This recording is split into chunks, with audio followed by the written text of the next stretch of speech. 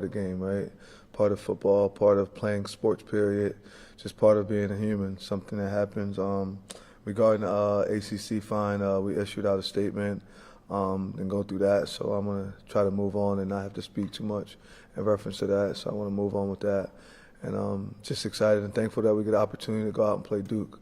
I think Duke's a really good football team. Manny Diaz is a really good football coach. Smart, intelligent man. His special teams coordinator, offensive coordinator, defensive coordinator. I think all those guys are just like highly intelligent guys, right? They have a team full of just really good football players. I think they play the best football out of everyone we're about to go and play. They play together. You can see they care about each other. They play hard. They play physical, and they all do their jobs. They don't have too many mistakes on the football field. They play physical when you really look at them, and they play together. They run to the ball. On defense, they swarm the ball. On offense, they finish plays. Their receivers are very crafty. They can play well. They got 1, 2, 18, 7. All four of those guys are really good. The running backs, number 4, 9. They run the ball. Number 4 the other day finished the game, closed it out with a long run, like a 60-yard touchdown run.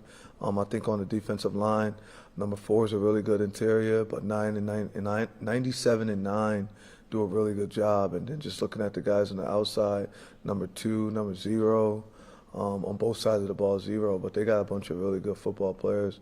And I think this will be the biggest test for us, right, to make sure and see who we are with building the program. It's supposed to be a sold-out game, so when you got a sellout crowd, being able to come and see you play on Saturday at 12 o'clock, you can't ask for more. So excited about the opportunity that we have, excited I get the chance to be the head football coach and coach the team and at this university. Questions? We'll start with Christian right in front. Coach, after you named Steve the starter in training camp, you talked a lot about how Ricky responded to that and the response that he had and the work that he's put in ever since not becoming the starter. How has that mentality helped him to be in the position that he is right now? I think it helped a lot. I think he was able to help us finish out the game and win. He came in, he threw a touchdown pass. He had some key first down that he threw, and he was just able to command the offense, right? Make sure everybody listened in the huddle and went through it. And it just shows that you got to continue to have faith and just work really hard, and things may fall your way, right? Unfortunately, it had to happen this way because him and Steve grew a really tight relationship. They're watching tape together every night and doing different things, but I'm happy for Ricky. I'm excited for him. I thought he handled everything the right way, and no one deserves the opportunity more than he does.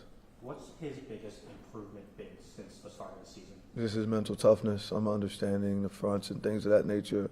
He already has a huge arm, right? He can make every throw, really good at that.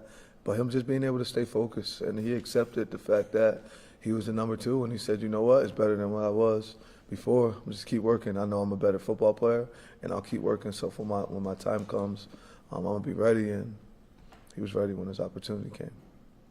We'll go to Dan right in front, and then after that we'll go to Chris. Fran, you made a statement about Steve Angeli, just what he's been. He was leading the country in passing yards. Jeff Nixon, we've seen this 2 years in a row with his offense. With Kyle McCord leading the nation, and now Steve Angeli. I know he's not here right now, and you said you're hoping for 2 more years, but just what you can say about what he did in these first few games and what it means for the future of Syracuse football to know his talent already showed itself. I think that he did an amazing job. First and foremost, I think our offensive staff does a really good job. I think Jeff Nixon is an outstanding man, football coach, father, husband. Like whatever he does it with all that he has, right? And then all the guys that help him, our co-coordinator, Mike Johnson, say the same things, right? But when it comes to just what we do on offense, I know you said for the future, I think you're going to see that continue, right? It'll continue with Ricky.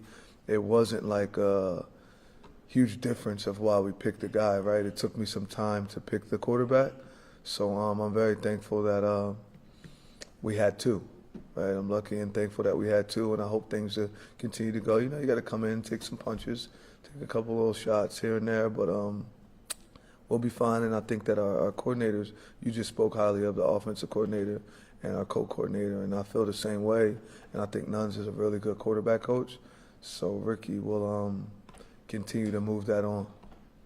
And to follow with that, you had made mention beforehand that when you stay with the team, you're the next man up. If you leave, if you transfer, you may be one play away from the opportunity. Davian Kerr steps up in the Clemson game, gets that interception, and he worked to have a role in this team. Ricky stays with this team, and now he's the starting quarterback. Just what it means to have a true family of guys that if they don't have the starting job, they're working to have that place. And we saw Ricky come up, finish the game strong, and Davian as well. I mean, I think that exemplifies Syracuse, right?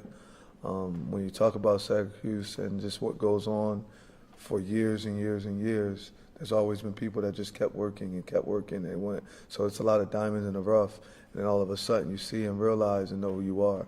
I think that Davian Kerr has continued to work.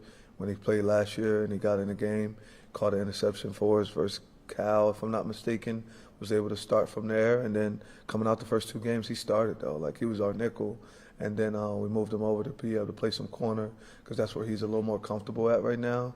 And it just shows just keep working. I hope that – see, like, everyone on the team doesn't think that way, right? So, like, Ricky's just happens to be the one that's opposite. We got a lot of kids on the team that are upset they may not be playing. I'm dealing with the same thing that everybody else would deal with, but you just hope that since they can see it happen so close that it makes more people gravitate to that, right? You hope that that becomes contagious and it doesn't become contagious to I'm not playing, I'm going to the portal, right? It's just like, yo, let me stick it out because my time will come, right? Especially I'm a freshman or sophomore or guys such as Ricky and Davian Kerr who both had 3 years left. And now look at their trajectory, right? They're in now playing. Who knows what happens if you go other places? You got to start all over. You got to be comfortable with the area, comfortable with the coaching, things of that nature. And for them to stay here and do that with me, it was cool, right? I'm a aggressive, demanding coach, so I'm very happy that they that those guys stuck it out. Chris. Fran, I know there have been reports, but Steve's injury, is it a ruptured Achilles, a torn Achilles? What is it? Just his Achilles, he's getting surgery right now, and when they exactly know what exactly it is, then they'll give the information. But he went to get surgery, so I don't want to sit up here and say one thing and then it's opposite, and I just don't want to be held accountable. I've been being held accountable a lot lately, so I got to lock in a little more, right? So you don't necessarily know like what a time frame would look like until the surgery happens, probably. He getting the surgery today. But like recovery, like when he would expect to be. I mean, usually that recovery is about 6 months, something of that nature completely before he goes back and get it done. I think he'll be ready, hopefully in spring ball, some of that nature. That's why I look at spring ball or right after spring ball. And then he obviously tried to gut through a first injury in that game. Do you guys think the two are related at all? Mm-hmm. Did him trying to gut through that first injury contributed to the second? I'm not sure. I'm not a medical. Like, I coached the game, so I couldn't tell you that, right? I'm not sure. Do you know what was the first one, a knee or a calf, or do you know? Yeah, I'm not sure. I forget. I was just focused on the Achilles. Chris, you can pass it right back to Samantha, and then after that, we're going to go to Maddie right back. Coach, it says in this press release that Syracuse accepts the fine.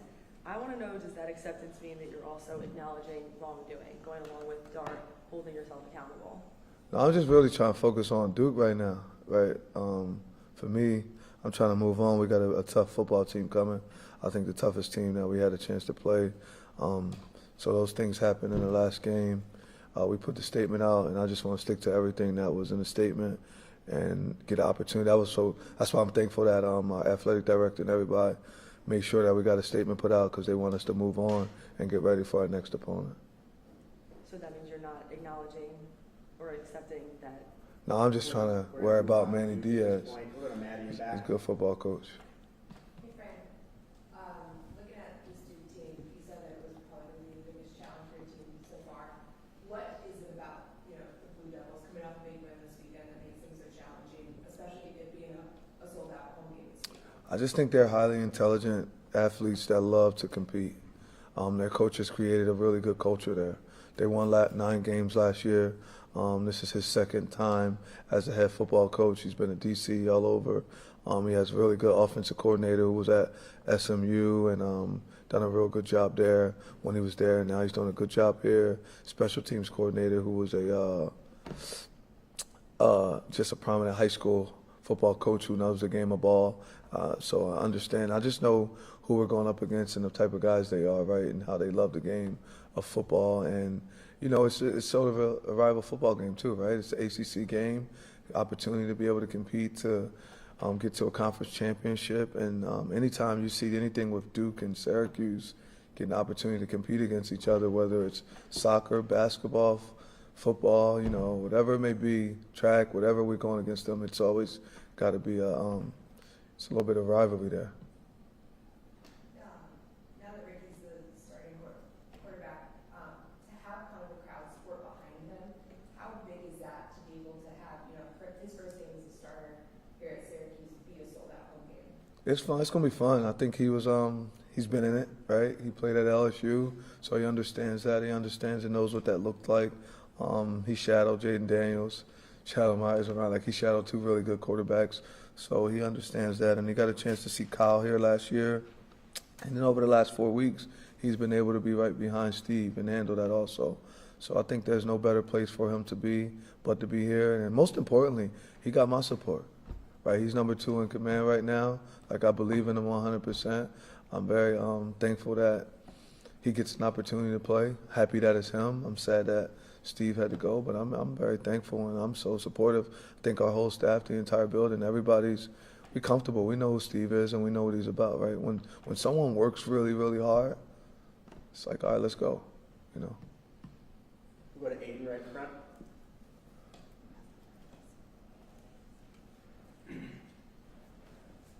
Hey, Coach, just looking beyond Ricky, do you have a solidified answer? Who would be the backup? And if not, just what do you see from the competition in the room between Jakari, Luke, and Rich as well? I just think they're all competitive, and we'll figure that out over the next 2 days. We kind of got an ideal, because I think Luke's been kind of leading that way a little bit, but Jakari's right there also. So, and then you'll have days where Rich will just come out and be look like Joey Hamilton out there, just throwing really well. So, we got to figure that out. You know, it's something that we're going through right now. So I couldn't pick any one specific kid right now because they're all doing a really good job. But what I do know is they're all tough and will compete.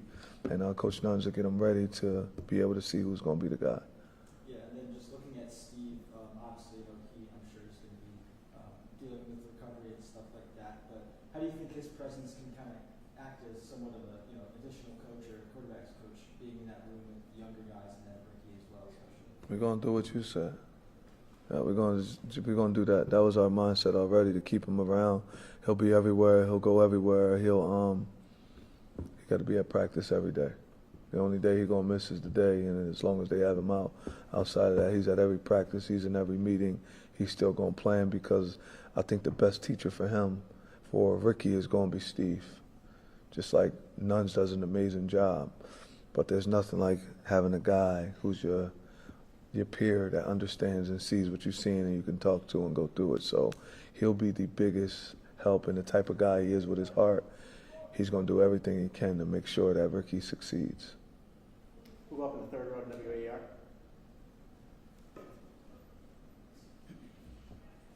So, Coach, you and Coach Diaz nearly crossed paths back in 2019. Say that again? Coach Diaz nearly crossed paths back in 2019. Yeah, yep. He took the Temple job and was offered Miami, took it, and then you, of course, ended up being on Rod Carey's staff that season. So there's sort of some connective tissue there. Do you have very much background with Coach Diaz? What's your, what's your sort of relationship like with him? We cool. Like, I could always call him and talk to him. We see each other. We would sit down. We at the ACC head coaches meetings. I'm going to go sit with him, stuff like that, and we'll talk to each other. There's a mutual level of respect. He decided to hire me there. He left. For me, I wanted to stay in my area at the moment. So we good. Like, he's a good guy. You know what I'm saying? I think he's a great man. Our kids got to know each other a little bit real quick. My wife and his wife know who each other are. So, I got respect for him. I like him a lot. You said, unfortunately, I had to stay at Temple. I wouldn't look at that as, unfortunately, that was a good deal. Getting a chance to work under Rod Carey. So I got to learn a lot from him, but I stayed up here, and that's kind of how I am where I'm at now, because of Rod being a kind guy and wanting to keep me on the staff once he got there. Or Javon on the end.